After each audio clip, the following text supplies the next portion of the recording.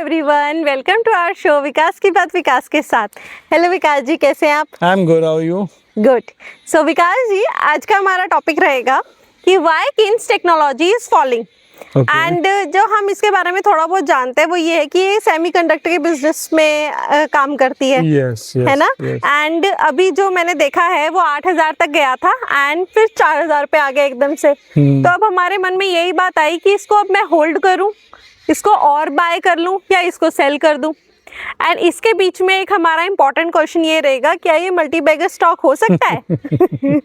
जैसा कि आपने अभी बताया मल्टी बैगर स्टॉक्स के बारे में, तो मन में यही बात आती है कि Kaynes technology multibagger stock हो सकता है। तो आज आप हमें बताइए कि ऐसा क्या हुआ कि केन्स टेक्नोलॉजी गिरा एंड इसका क्या रीजन था, एंड प्लस आप हमें बताइए कि बाय करें, सेल करें या होल्ड करें। बताइए विकास जी। चलिए स्टार्ट करते हैं। केन्स टेक्नोलॉजी में हुआ क्या? हाँ जी।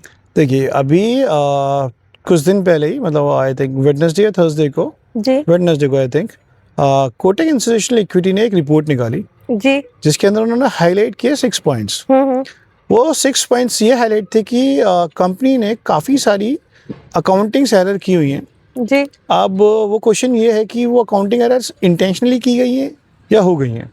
ओके। अब मैं बताना चाहूँगा कि जितनी भी एरर्स थी, जितनी भी अकाउंटिंग एरर्स थी जी, all 6 errors they were mainly related to acquisition.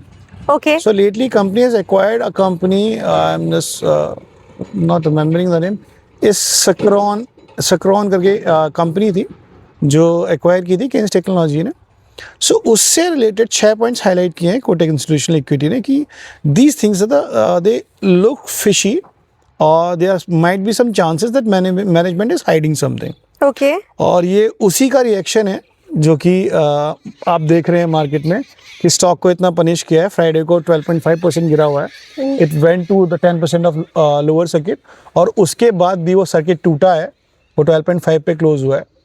तो मेनली रीज़न होता क्या है, देखिए ऐसा नहीं है कि कंपनी के बिजनेस में कोई इम्पैक्ट आया है या फिर कोई क्लाइंट चला गया या ऑर्डर्स नहीं आ रहे हैं या फिर ग्रोथ में कोई प्रॉब्लम है।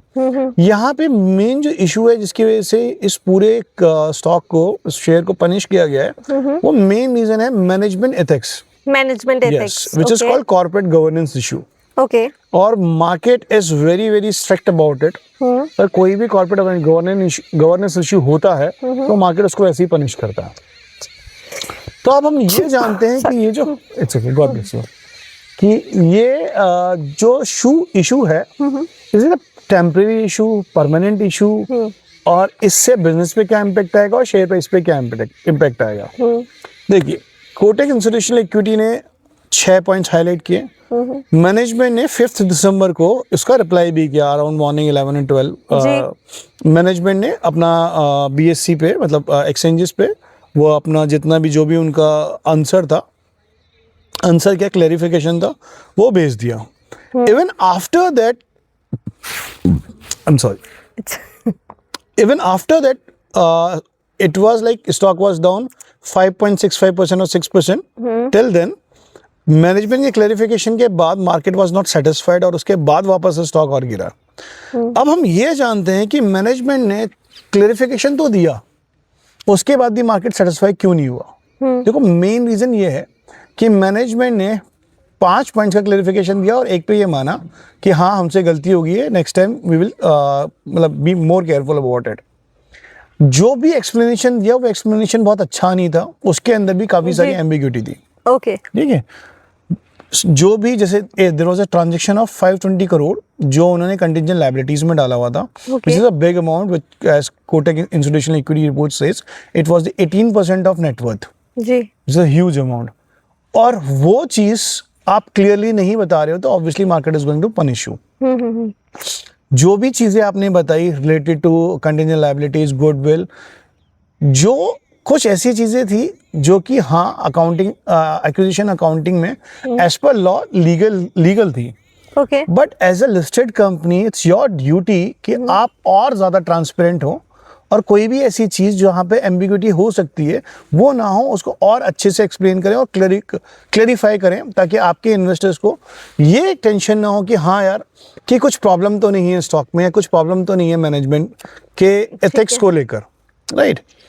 अब ये गिरा क्यों और क्लेरिफिकेशन के बाद भी गिरा क्यों, ये मैंने आपको बता दिया। हाँ जी। कि जो मार्केट है, मार्केट रिक्वायर्स मोर क्लेरिफिकेशन, उसको और क्लेरिफिकेशन चाहिए। ऐसा नहीं है कि आप एक सीधा एक पेज की रिपोर्ट आपने डाल दी, एक पीडीएफ अपलोड कर दिया और market will be happy about it. Okay. So again जो आपने पूछा था कि अब इसको हम होल्ड करें, बाय करें या सेल करें, हाँ जी बताइए। उसके लिए we need to wait. And the good और जो अच्छी खबर मैं बोलूँगा इन्वेस्टर्स के लिए ये है कि management is going to conduct a analyst call tomorrow morning around 8:30 a.m. which is a very positive and a big step. 8th of December, Monday. Yes, tomorrow 8th of December they are going to conduct. Okay. So let's wait for the call. Let's have more clarification. Okay. कि management क्या बताता है और उसके बाद हम देखते हैं मार्केट का क्या रिस्पॉन्स रहता है। तो विकास जी, हाँ, इसमें अभी फिर आप हमें उसके बाद ही बताएंगे कि मल्टीबैगर स्टॉक बनेगा या नहीं बनेगा। देखिए ऑब्वियसली मैं ये तो नहीं बताऊंगा कि मल्टीबैगर स्टॉक बनेगा कि नहीं बनेगा। मैं आपको सिर्फ ये बता सकता हूँ कि यस, जैसे इंडिविजुअली मुझे ये स्टॉक्स बहुत अच्छा लगता है, ठीक है, because it is like which I always say it's a backbone of semiconductor story in India. Okay. बहुत अच्छी कंपनी है and let's see what management says. Normally कभी भी जब ऐसा कुछ भी होता है मार्केट में और रिटेल इन्वेस्टर्स को क्या लगता है कि यार स्टॉक 8,000 पे ट्रेड करा था, 4,000 पे आ गया तो खरीद लेते हैं। Think about it, it's a falling knife. वो जब तक आके रुकेगा नहीं, कहीं पे आके सेटल नहीं होगा जहाँ पे उसको कहीं सपोर्ट मिले, फॉर एग्जांपल 4,000 के आसपास मिले, 3,800 के आसपास मिले, वहाँ पे जाके वो रुके थोड़ा सा, then it's a good buy. Okay. Else you need to wait and watch कि क्या क्लैरिफिकेशन आती है, उसके बाद स्टॉक कैसे रिएक्ट करता है, और then you need to accumulate. Yes, ये मैंने आपको बताया short to mid term story. Long term के लिए which I believe it's my personal research and my personal assumptions कि stock is a good stock. Long term story अभी भी intact है क्योंकि we need more of whatever company is doing. So long term investors no need to panic. Okay. It's something which I believe can happen to a company. It's all the errors or all the problems were because of acquisition. अब business ऐसा है कि company ने काफ़ी सारे acquisitions किए और acquisition से रिलेटेड जो अकाउंटिंग होती है, it's a pretty difficult task. काफ़ी सारी चीज़ें होती हैं। अब एक अलग कंपनी है, वो पहले से एक एंटिटी है, ये आपकी अपनी जो एंटिटी है, जो भाई जो ये टारगेट है, एक्वायरर है, अभी एक्वायर किया, उसके बाद ऑलमोस्ट 1 साल 1.5 साल, किसी कंपनी को तो 2 साल लग जाते हैं पूरा उसको अब्जॉर्ब करने में और पूरी अकाउंटिंग्स को क्लियर करने में। तो sometime it happens. Yes, the biggest question is कि बस मैनेजमेंट के जो एथिक्स हैं, जो मैनेजमेंट की एथिकल क्वालिटी है, उसके ऊपर क्वेश्चन मार्क नहीं आना चाहिए जी। अगर उसके ऊपर क्वेश्चन मार्क है तो it's a big no, otherwise it's a very good thing. Companies अच्छी है, बिजनेस अच्छा है, सब कुछ सही चल रहा है। Let's see what happen tomorrow morning, उसके बाद we can decide whether we need to buy और नॉट। तो उसके बाद हम एक और वीडियो बना लें कि मार्केट का क्या मतलब क्या रहा इसका कॉल। आप जैसे व्हाटएवर यू विश चलेगा, और for now I would say that कि लेट्स वेट एंड वॉच जी। डोंट जंप, एकदम से ऐसा मत सोचिए कि हाँ यार मुझे बहुत सस्ता मिल रहा है तो ले लूँ। First try to find out the direction कि उसकी डायरेक्शन क्या है। जब अगर वो हमें 4,800 पे भी मिलेगा instead of 4,000, still it's a good stock. कि जब हमें पता चलेगा कि इसकी डायरेक्शन नॉर्थ है, कि हाँ भाई अब मुझे मालूम है कि अब ये स्टॉक ऊपर ही जाने वाला है, राइट, ताकि सब कुछ सेटल डाउन हो चुका है। It was a one time movement, one time event. अब ऐसा नहीं है, कुछ भी क्लैरिफिकेशन अच्छे से आ चुकी है, then you should think about buying. एक चीज़ जो मैं सबसे इम्पॉर्टेंट हाईलाइट करना चाहता हूँ, हाँ जी, though I am a SEBI registered analyst, investment adviser, not analyst, sorry, investment adviser, but still all this I'm telling you for like information or educational purposes.